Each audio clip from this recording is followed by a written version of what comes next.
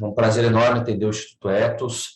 Bom, vou falar um pouco sobre, obviamente, Pantanal e o ciclo das águas, a importância que se tem para esse bioma que é único no mundo e, obviamente, alguns vetores de impacto que são importantes e que, obviamente, a falta de água agrava e aí alguns projetos de infraenergia e projetos e modos de ocupação de uso do solo podem piorar ainda mais, como a gente viu as maiores tragédias do bioma nos últimos 3 anos, podem piorar ainda mais a situação de quem está aqui, obviamente depende diretamente desse bioma, para a sua subsistência, sobrevivência, quanto, obviamente, para o próprio negócio, para grandes empresas, e como nós estamos inseridos no meio da América do Sul, isso tem uma importância ímpar, como isso também afeta outros países e todo o entorno.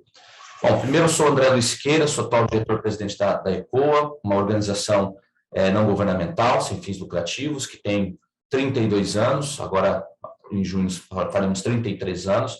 A gente tem 3 agendas especificamente de atuação. A gente tem infraenergia e eficiência energética como uma agenda. Nós temos conservação e desenvolvimento no Pantanal e câmbio climático, mudanças climáticas e eventos climáticos extremos, que é transversal também a essas 3 agendas. Bom, nós estamos inseridos dentro da bacia do Alto Paraguai, onde está o Pantanal, planície e Planalto Pantaneiro, dentro de um sistema maior de áreas úmidas chamado Sistema Paraguai-Paraná de Áreas Úmidas, um dos maiores sistemas de áreas úmidas, aliás, o maior sistema de áreas úmidas do mundo, e esse conjunto de sistema de áreas úmidas que tem várias bacias hidrográficas, é o segundo maior sistema de bacias hidrográficas também do mundo, só perde, obviamente, para a Amazônia.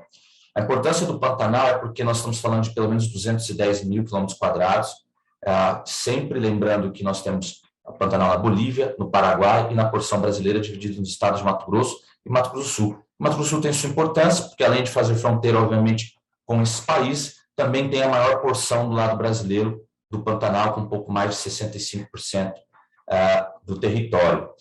Agora, e também é importante a discussão sempre na parte de baixo, porque nós somos totalmente interdependentes do que acontece no Planalto, e aí nós temos grande parte das águas que enchem o Pantanal vindas do Mato Grosso.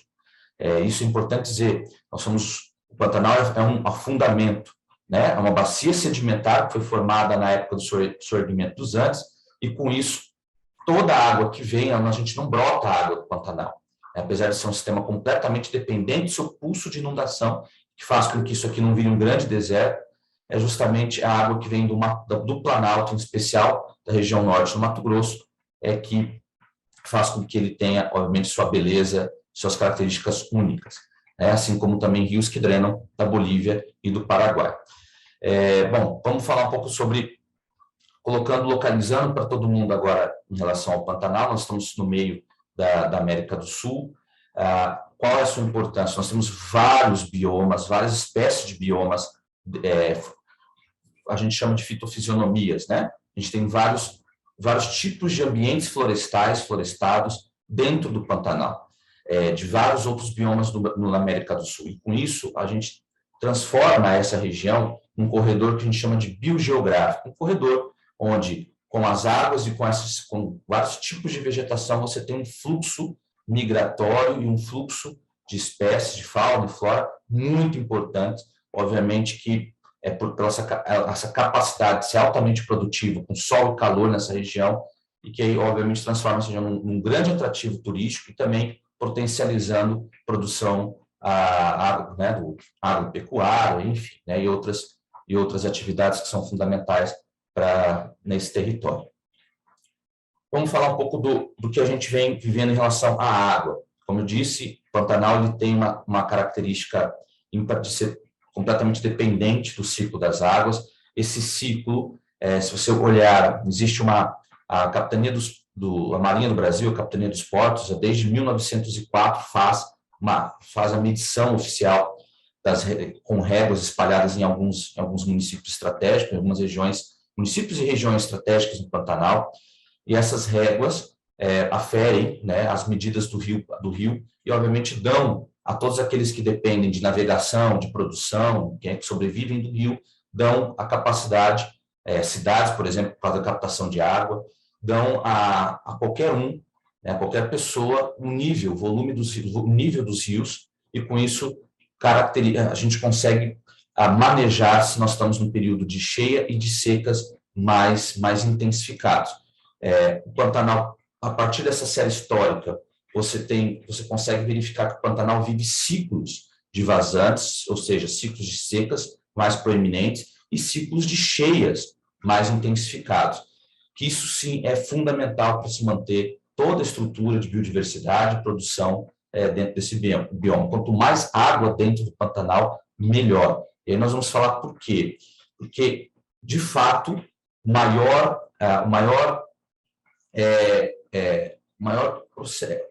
processo, né? O maior sistema de proteção ao desmatamento, aos incêndios, ao uso e ocupação irregular do solo. Quando eu falo irregular, é ilegal, né? Não cumprindo a legislação ambiental que nós temos, principalmente em APP, área de inundação, em torno de corpos d'água, de rios, de nascentes. Tudo isso só é evitado justamente pelo ciclo das águas. E foi justamente pela falta dele, a partir de 2019, é que nós entramos, né, num período de maior tragédia do bioma, que se culminou nos maiores incêndios históricos, que foi o de 2020, queimando mais de 4,2 milhões de hectares. Em 2021, a gente repetiu ainda números muito assustadores, muito parecidos para o período, que foi a partir de outubro, e que isso fez com que mudasse totalmente a estrutura de governança e olhar sobre esse bioma. Há pouco tempo, antes de 2018, nós vimos num ciclo em décadas, né, pelo menos 40, 50 anos, de cheias regulares para cheias altas, não colocando na agenda, principalmente de governos, né, organizações, instituições de pesquisa, sociedade, não colocando a problemática que seria que, se um dia voltássemos a ter um período de ciclo de seca, a forma como a gente usa e ocupa o solo, né, nos casos muito claramente ateando fogo e com obras, obviamente, que aceleram alguns impactos, quanto isso seria prejudicial se houvesse uma falta d'água. E isso aconteceu. Muitos falam, os pesquisadores, há vários estudos apontando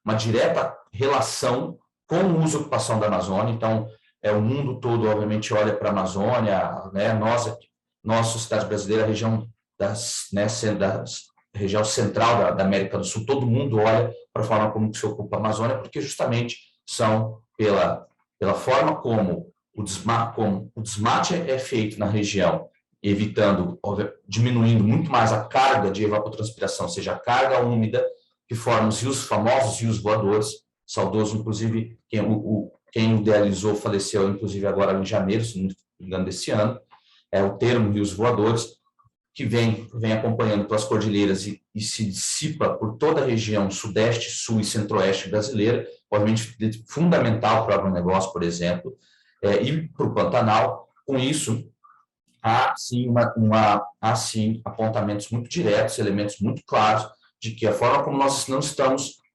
mal cuidando da Amazônia tem afetado diretamente os nossos ciclos hídricos aqui para a região, que a gente chama de crise hídrica. Não por acaso, de Rosário, na Argentina, a São Paulo, nós estamos, desde 2014, enfrentando ciclos de crise hídrica muito proeminentes. Isso é um alerta claro de que nós temos que mudar alguns olhares. E aí nós vamos chegar, inclusive, em obras que se pensam, em obras que sempre foram muito bem, sempre tiveram muito apoio de sociedade, de governos, como, por exemplo, represas, e que isso precisa ser repensado no desenvolvimento brasileiro, que nós queremos como sociedade brasileira daqui para frente. Então, nós temos, em 2018 para 2019, inclusive, a ECOA apontou para algumas autoridades, instituições, nós fizemos, inclusive, um manifesto internacional, dizendo que haviam elementos, estudos sendo realizados, que apontavam que, a partir de 2019, nós pudéssemos voltar a ter uma crise hídrica, ou termos uma crise hídrica, muito mais intensificada do que nos outros anos, do que, por exemplo, muitos falam, na década de 60, nós tínhamos a mesma crise de falta d'água no Pantanal. Qual que é a diferença, ouvindo instituições de pesquisas importantes, grandes pesquisadores, investigadores no território? Não se tinha a uso e ocupação que nós fizemos a partir da década de 60, e não se tinha a problemática com o uso e ocupação da Amazônia. Então, por exemplo, A partir de 60, nós ocupamos o Planalto de maneira desordenada, com isso nós tivemos uma carga, né? Nós tivemos uma erosão muito grande dos sedimentos, da forma como fomos ocupados pelo tipo de solo no Planalto, carreando, jogando isso para a planície, provocando uma série de impactos, principalmente na questão da pesca e na capacidade dos rios, né, e da bacia hidrográfica de armazenar água. Então, isso nós não tínhamos número e volume de represas pensadas, represas, pequenas centrais e represas hidrelétricas pensadas, já instaladas a partir de 60, né? Nós não tínhamos isso antes de 60. E agora, um número com mais de 180 entre instaladas, instalação e planejadas, né? Represas para o bioma, que obviamente mudam completamente o ciclo hidrológico da bacia. Então, nós não tínhamos esses elementos que, de fato, intensificam todo e qualquer fenômeno climático que se tenha, ou crise climática que se tenha. Então, é isso que é importante a gente ter no horizonte quanto sociedade, para pensarmos no agro, nas outras atividades econômicas, na sobrevivência e, claro, nos incêndios que afetam a vida diretamente de milhares de pessoas. Mas aí, então, em 2019, nós avisamos, a gente entendeu que em 2019, de fato, não havia um sistema, principalmente para os governos executivos e nacionais naquele momento, né, o governo nacional e os executivos estaduais, para a porção brasileira, não havia a mínima capacidade de leitura e prevenção, inclusive de respostas à crise hídrica, os incêndios que poderiam ser causados, e em 2020, infelizmente, a situação se consolidou. Nós tivemos os maiores incêndios em 2020, 2021, algumas mudanças de incidência, de governança foram importantes. Nós tivemos, ainda que vínhamos desde 2019 numa derrocada, né, numa descendente muito forte em relação a recursos públicos para o trabalho de prevenção e combate a incêndios pelos órgãos oficiais. Ainda que diminuindo, nós tivemos em 2021 uma movimentação muito grande em todas as esferas, a sociedade falando muito dos incêndios, no meio da crise hídrica, já se discutia inclusive alternativas econômicas, outras linhas, como por exemplo tem alguns programas chamados Pró-Pantanal, hoje por várias instituições acontecendo, que justamente são reflexos da crise hídrica, dos incêndios e da importância de se adaptar, mitigar e se planejar. Mas em 2021, ainda no auge, entre setembro e outubro até novembro, nós tivemos ainda picos muito semelhantes a 2020 para o período. E isso ainda assusta muita gente, precisa assustar. Então, quando a gente fala de incêndios, nós estamos falando que não são só nas áreas rurais, os incêndios na área urbana, isso afeta todo mundo. Isso é movimentado com as cadeias, com as correntes de vento, e a gente não tem ideia o quanto isso pode provocar na saúde dessa população, inclusive urbana, principalmente urbana, daqui a 10, 15, 20 anos, porque você está exposto a uma condição de poluição, de partículas por milhão de dióxido de carbono, muito maior que qualquer cidade na China, por exemplo. Tanto que, durante a pandemia, somente o Brasil foi um dos poucos países que tiveram uma carga de CO2 para a atmosfera maior do que os países industrializados, por exemplo, justamente por causa das queimadas na Amazônia e no Pantanal. Isso é importante que se diga, para que a gente tenha muito cuidado tenha muitas precauções com isso, né? Tem um planejamento contundente em relação a isso. Bom, e nós ainda estamos na crise hídrica, nós estamos avaliando, a ECOA faz análises mensais baseadas nas réguas que nós temos, que é de acesso público, pelo Serviço de Sinalização Náutica do Oeste, ligado à Capitania dos Portos, Marinha do Brasil. Nós estamos numa condição um pouquinho melhor do que 2019, 2020, 2021, mas ainda falta muito para que a gente possa dizer que teremos uma situação regular de volta das águas. Há uma previsão que isso se permaneça até 2014, alguns investigadores apontam essa necessidade. A torcida, obviamente, é para que isso não se consolide. Então, nós estamos numa situação ainda, temos chuvas chegando agora, ainda não chegamos ao nível do rio, do principal afluente, né? Principal tributário da bacia hidrográfica do Paraguai, do Pantanal, é o Rio Paraguai.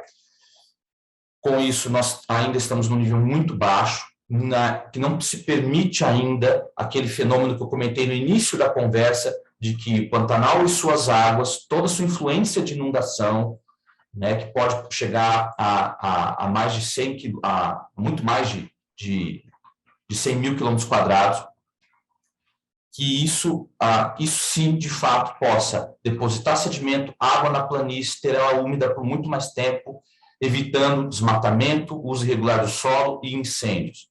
Tá? Infelizmente, ainda os incêndios só serão controlados com o pulso de inundação no Paraguai, enquanto o nosso trabalho de incidência, fiscalização, monitoramento e, obviamente, controle ainda não estiverem consolidados, para que, de fato, a gente responsabilize algumas pessoas que cometeram os maiores incêndios nesses anos todos. E aí isso, obviamente, possa, de fato, mudar um pouco a dinâmica e o comportamento de alguns setores, de algumas pessoas em relação ao tema. Tá? Então, esse é um ponto importante. O que nós temos como apontamento de encaminhamentos e soluções para isso? Ou seja, Pantanal com a sua crise hídrica, o Pantanal com a sua, que a gente espera, uma retomada do ciclo das águas o mais breve possível. É fundamental a gente falar de pecuária sustentável. Tá? A Embrapa tem um trabalho muito forte nesse sentido, de mais de uma década, vem tentando implementar junto com vários outros parceiros e instituições. É preciso inovar nesse sentido. A pecuária sustentável ela vem com uma série, aí para o Estado, por exemplo, né, e para os estados, ela vem com uma série de outros prestadores de serviços que integram tecnologia para a eficiência da produção, para o cumprimento das legislações ambientais, e isso é fundamental, né, para mudanças no uso do solo, alinhados, obviamente, à crise climática, à crise hídrica. Então, isso é importantíssimo. A inovação tecnológica associada à produção e lá na ponta, no campo, a pecuária sustentável com vários elementos, vários indicadores que são fundamentais. Vão desde de equidade social, quer dizer, de questões trabalhistas, obviamente, a indicadores ambientais muito fortes. Então, isso é importante a gente falar. Paisagens sustentáveis, importante a gente pensar para o Pantanal, modelos de conservação da biodiversidade que já são realidade desde 70, em vários outros países no globo terrestre, inclusive com produções muito mais intensivas, com setores produtivos mais intensivos, como, por exemplo, o setor florestal, por exemplo, de eucalipto, de pinos, e que pensam o uso do território, pensam um diálogo territorial chamado de paisagens sustentáveis, onde é possível povos, comunidades tradicionais, povos originários viverem, junto com a parte produtiva, junto com cidades, junto com áreas protegidas. Então, esse mosaico de uso do território para o Pantanal, ele cabe muito, porque é essa coxa de retalhos que é o Pantanal. É muito difícil quando você vem com sistemas que, por exemplo, não permitem o uso e ocupação do homem, né, de forma sustentável, que não permitem, que não se respeita povos e comunidades tradicionais, outros segmentos produtivos. Então, e obviamente aqueles que não respeitam, obviamente, a dinâmica do Pantanal e o seu bioma. Então, para pensar paisagens sustentáveis para a conservação da biodiversidade, onde todos dialogam numa plataforma e tentem propor soluções conjuntas, acho que isso é algo que precisa ser intensificado dentro do bioma como um todo. Tá? E, óbvio, o diálogo com Bolívia, Paraguai, essa falta... institucionalizar esse diálogo entre os governos, entidades, instituições, entre os países vizinhos, é fundamental para a gente pensar o bioma como um todo. Tá? Esse é um ponto importante. Bom, e aí a gente entra numa situação de problemática com soluções que, por exemplo, em relação aos incêndios, a gente ainda vê que com a falta de água vai se colocar fogo, infelizmente, por todo o movimento e campanha que se faz, mas isso é importante sempre continuar. Mas dois elementos são importantes para que a gente possa mudar um pouco essa dinâmica. Primeiro, as brigadas comunitárias voluntárias. Quanto mais formarmos brigadas comunitárias voluntárias, a gente tem uma política dentro da organização há bastante tempo que trata disso, você educa o máximo possível de grupos dentro da sociedade, que é aqueles que influenciam, começam a propor mudanças na sua dinâmica no entorno daquele território, defesa daquele território, faça a defesa do território, isso é importante, auxilia os órgãos oficiais no combate muito diretamente, a gente viu isso muito em 2021, né? E aí a gente consegue falar de fogo o ano todo. Por outro lado, é importante cada vez mais recursos para que os órgãos oficiais consigam fazer o trabalho de prevenção. E, para isso, brigadas permanentes, por exemplo, como a do Prévio Fogo e IBAMA, são fundamentais. Não dá ainda para a gente ter aquele modelo que vem até hoje, inclusive, né? Esse ano nós tivemos um mês de avanço, onde uma contratação do Prévio Fogo e IBAMA em junho e não em julho, como nos últimos anos. Isso é muito tarde, porque junho e julho já começa a queimar, e dependendo da situação como nós estamos de crise hídrica, quando não chove e não tem cheias, né, o campo está totalmente seco. E com isso as pessoas já começam já começam os grandes incêndios e não tem tempo dos órgãos oficiais trabalharem em preventivo. Já entram no combate, e isso é muito ruim, porque no Pantanal combater fogo é um mau negócio. Nós estamos falando de um ambiente completamente imprevisível. E no período de seca tem ventos muito fortes, a umidade relativa do ar comparadas a níveis de deserto, né? E muito combustão, muito combustível. Cenário perfeito para que grandes incêndios se espalhem, mudem de direção a todo tempo e não tem acesso, não existe acesso. Tanto que não se combate fogo no Pantanal sem aeronave. Então, é um mau negócio, você emprega muito recurso para uma eficiência baixa, com muito desgaste. Então, o trabalho preventivo é fundamental, e de comando, controle e fiscalização. Os ministérios públicos fazem um trabalho incrível atualmente com ferramentas de geoprocessamento, e isso precisa, de fato, chegar à conclusão da judicialização, da autuação, para a gente tentar, de fato, mudar o comportamento de alguns grupos, de alguns setores. Então, isso é fundamental. E aí nós temos que falar um pouco mais sobre bioeconomias. Nós temos que celebrar as boas práticas. A gente falou das fazendas pecuárias sustentáveis, as fazendas produtivas sustentáveis. Por outro lado, também, a gente tem áreas que não têm aptidão para outras atividades econômicas. Bonito hoje enfrenta um problema enorme, um problema enorme, porque se aplicou a agricultura num ambiente que gera 5 vezes mais renda com o turismo, e é uma referência global em relação a isso, todos sabem, do que com a agricultura. Nós estamos falando em 35, 45 milhões gerados pela agricultura naquele município, contra 278 milhões, segundo o artigo que eu li ano passado, do turismo.